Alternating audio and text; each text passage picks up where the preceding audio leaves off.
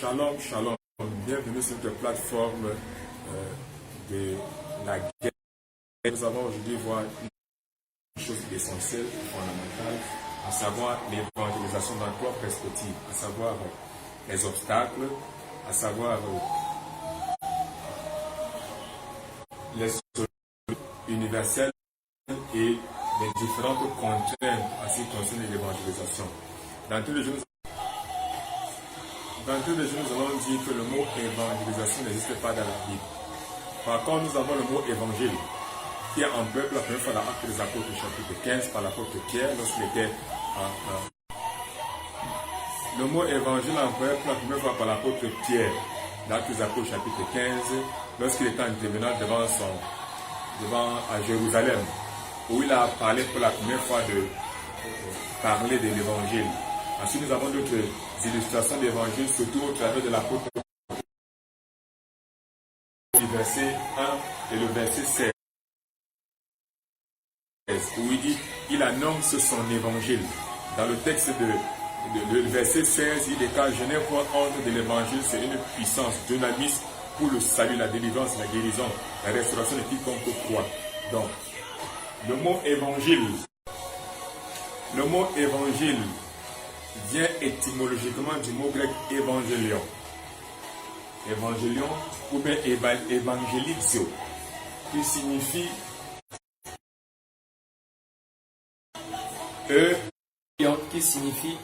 bonne nouvelle. Vous allez voir ça dans Actes des Apôtres, dans Marc chapitre 16, à partir du verset 15, où Christ explique la grande commission aux apôtres en disant allez et prêcher kérusso, la bonne nouvelle, euangelio. Donc kérusso, euangelio, qui signifie prêcher, publier la bonne nouvelle, proclamer la bonne nouvelle, crier la bonne nouvelle.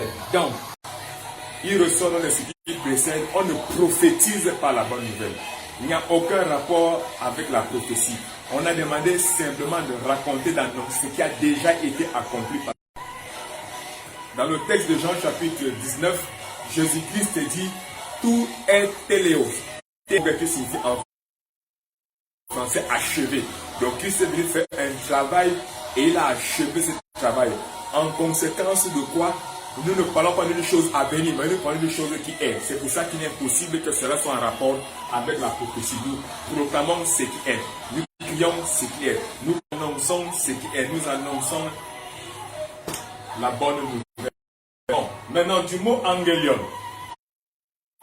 Nous avons angelion est formé de deux mots. E qui signifie bien, bon, bien-être, et angelion. Du mot angelion, nous avons aussi un autre mot qui s'appelle angelios. Et le mot angelios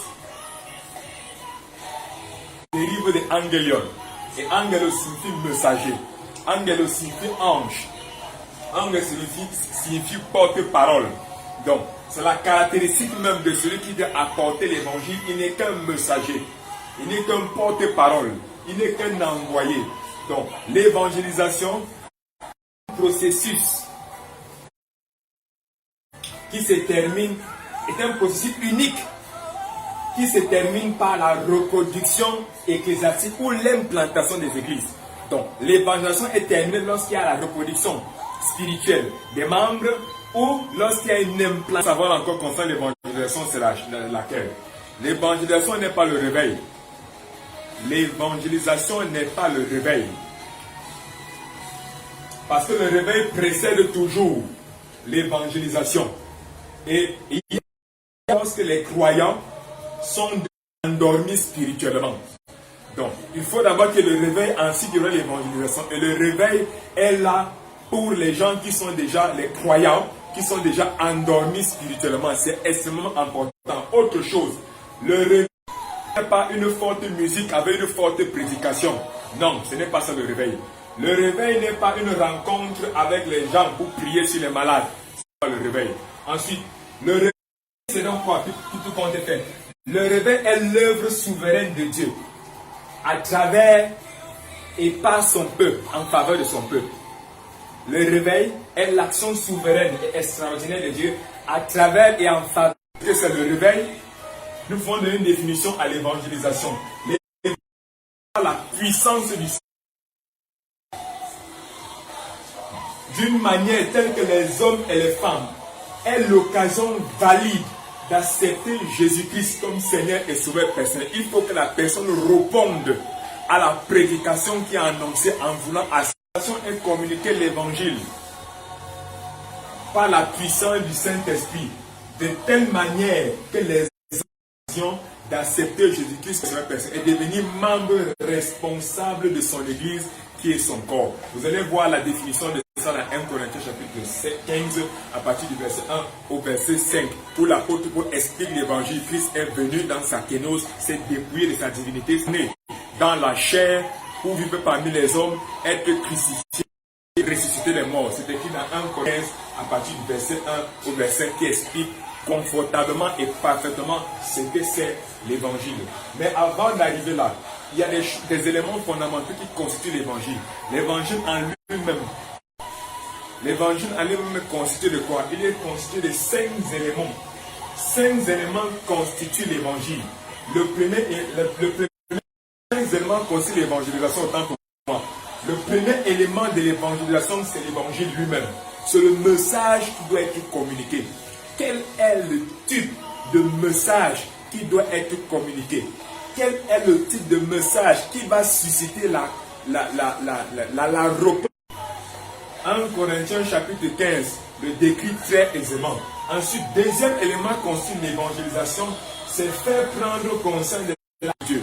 Dans Matthieu chapitre 28, à partir du verset 18 à 20, les Écritures déclarent une chose particulière. Allez et faites de toutes les nations les disciples, les enseignant tout ce que je vous ai appris. Montrez-leur le royaume, comme je vous ai aussi montré le royaume, par la réalité palpable. Troisième élément qui constitue l'évangile, c'est qui doit déclencher l'évangélisation, doit déclencher le phénomène de conversion de celui qui l'écoute, de celui qui reçoit la parole, de celui qui reçoit l'évangile, le message. Quatrième élément fondamental concernant l'évangélisation, c'est que la personne à qui on prêche l'évangile, on proclame l'évangile, doit rentrer en rencontre avec la vérité. Dans la vie de la personne, qu'est-ce qui va se passer? Il doit être présenté la vérité et l'injustice, le ciel et l'enfer. Il doit être présenté Christ et le pécheur. Voilà les 5 éléments, les 4 éléments fondamentaux qui constituent absolument l'évangélisation. Vous allez voir par exemple dans le texte, l'évangélisation est un moment extraordinaire et entendre cet évangile. Dans 1 Corinthiens chapitre 2, à partir du verset 4, les Écritures déclarent: ma prédication et mon discours ne reposent pas, ma prédication et mon évangile ne reposent pas sur le discours persuasif, mais sur une démonstration de puissance. L'évangile doit toujours être l'évangélisation. L'évangélisation est uniquement réservée pour les pécheurs. L'évangélisation est uniquement réservée pour les pécheurs devant lesquels on démontre le 1 Corinthiens chapitre 2 à partir du verset 4 au verset qui déclare que la prédication repose aussi sur la démonstration de puissance. Alors, quelle est de l'évangélisation? Parce que nous avons vu l'évangélisation est un processus au cours duquel qui se termine par la reproduction spirituelle.